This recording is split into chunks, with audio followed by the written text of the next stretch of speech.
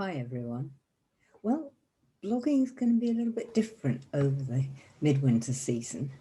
Fiona's flat out doing stuff, really important stuff, and so it's unlikely we're going to be able to blog together very much.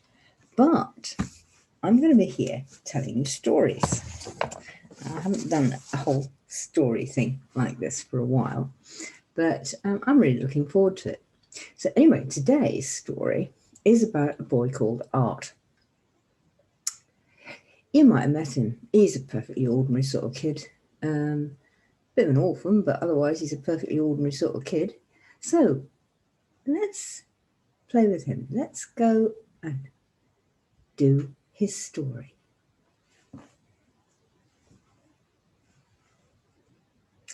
Art stood at the top of the hill, looking down at the fairground in the valley below him, just outside the village. Midsummer fair. All the wagons and floats and stalls were heaving. He'd get down in a bit, but not yet. Not quite yet. Kay was down there, bounding about, bragging as usual. Art loved his stepbrother, but he could be a perfect pain at times. Like at school, when you always had to be first to everything. Art wanted that too. But at his size, you used your wits, not your brawn. And you remembered the old dream. Was it a dream? Had it ever really happened? He'd gone fishing down by the old forge on his own for once. It was the beginning of February, for goodness sake, but hot as all hell. You'd have thought it was June. Global warming, he muttered. But there'd been midges out already, and he wanted to see if he really could get himself a trout. The man he called father, Kay's real dad, along with Kay, was always going on about the trout in the river. But it was hot. Nothing was rising. So Art nodded off. And that's when the dream came. There was this huge man with really cool tattoos all over him. Art wasn't allowed tattoos. The parents said it was dangerous. He might get AIDS or something. He'd sulked for almost a week. Anyway, there was this tattooed bloke bashing away at a length of metal, sparks flying every which way so Art could actually feel the heat from them. And the man finished, and it was a sword. And he held it up and cried out something in a strange language and then drove the sword down into the anvil he'd been bashing it on. That's when Art woke up. And there was a fish on his line, so he forgot about the dream altogether. But now, here, the top of the hill looking down at the fair, it had come back. Someone coughed behind him. He started up like a rabbit and turned and saw an oldish-looking man with a beard leaning on a stick. Going to the fair then? The man asked. Art nodded. The man was about his own size, and despite looking weedy, Art was actually quite strong and did aikido and stuff, and he wasn't too scared, even if everyone was always saying there were dirty old men around everywhere. Don't be too long then, or you'll miss it. The old man turned about and went off down the other side of the hill. Miss what? Art puzzled, but he went down to the fair anyway. Struggling through the crowds, most of his view was of people's backs and shoulders. He shoved politely, saying, "Excuse me," and cringing every time his voice cracked. "I hate puberty," he grumbled inside. It's all very well if you were tall and handsome like Kay and your voice had already broken. Then you got all the good side of it, like girls and kudos. Art just got the laughs. Suddenly the crowd parted, and he found himself in a wide open ring and saw Kay trying to scramble aboard one of Mrs. Chesterton Smile's horses from the riding stables.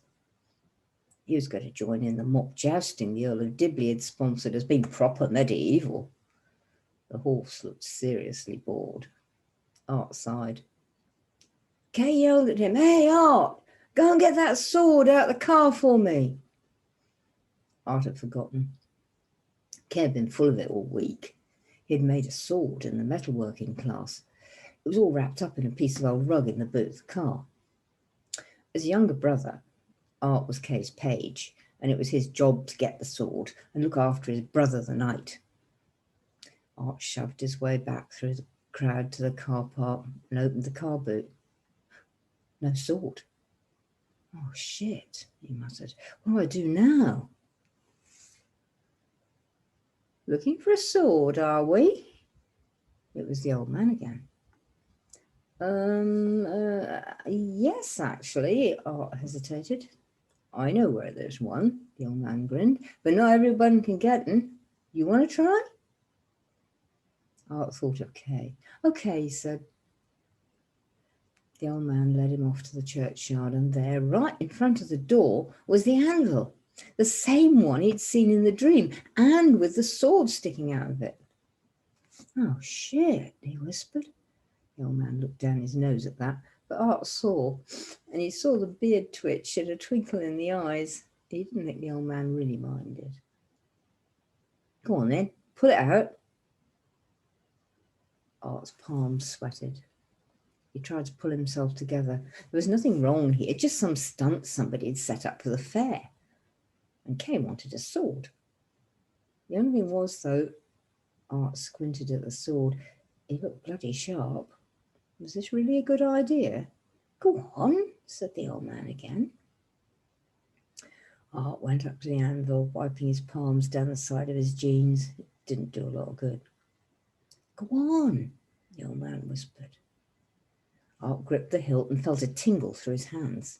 He pulled, and the sword slid, shining and glittering, out into the sunlight. Thanks. I'd better be off with this for Kay. Art began to move off. Stupid boy, it's for you, not him. But I don't want a sword. That's why you got one, the old man grinned eagerly. If you'd wanted it, you couldn't have had it. Art sighed. I don't need this. Just my luck to get stuck with some old fart muttering platitudes and a sword I don't want when Kay gets all the fun. One day you'll want it. Need it even. The old man was looking more kindly at him now. Come on, come up with me. And Art followed him back up the hill. And at the top, the old man sat down and pulled a bottle of Coke out of a pocket, along with a packet of crisps, and offered them to Art. They sat down against the oak tree, glad of the shade. Look, the old man pointed around. The fair was gone.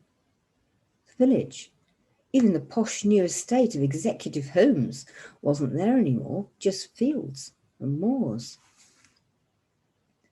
That's how it was when you was here before, the old man told him. You won't be like that again, but you'll be here, and you'll have to find your way through it. That's why you'll need the sword. But it's illegal, Art protested. The old man chuckled. Look at it again, he said. Art looked where he'd lain in the grass. The sword was gone. In its place was a small and beautiful dagger. Surely you're smart enough to find some place to hide that. Art picked it up. It tingled like the sword had. And now he could see it was a perfect replica. The sword in miniature. The old man took a swig of Coke. And you want to know who your father is then? He asked. Art's head whipped round. He'd always wanted to know who his father was, but nobody would ever tell him. You look after that, and I'll see you here again in the autumn, and then you'll know. Art looked up. There was no one there. No old man. Just a half-empty bottle of Coke and a few crisps. And then he looked again. There was a footprint in the flat stone at the base of the tree. There'd never been one there before. Art stood up. Looked just about his size. If he just took off his shoe, his bare foot fitted perfectly.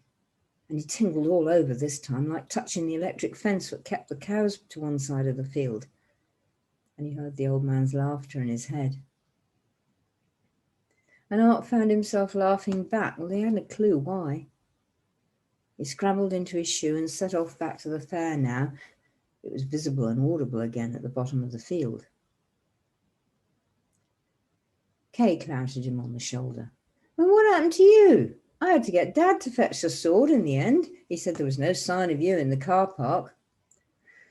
As usual, Kay didn't wait for an answer, but motored straight on. "I won, though."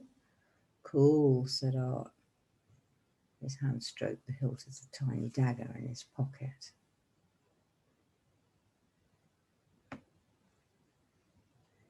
Well, I hope you liked that. I had fun writing it. I can just see that kid too. Can't you? Just see him. Just an ordinary sort of kid. He's all caught up in someone you don't know yet. Maybe there'll be an episode 2. Take care, and I'll see you again soon. Bye for now.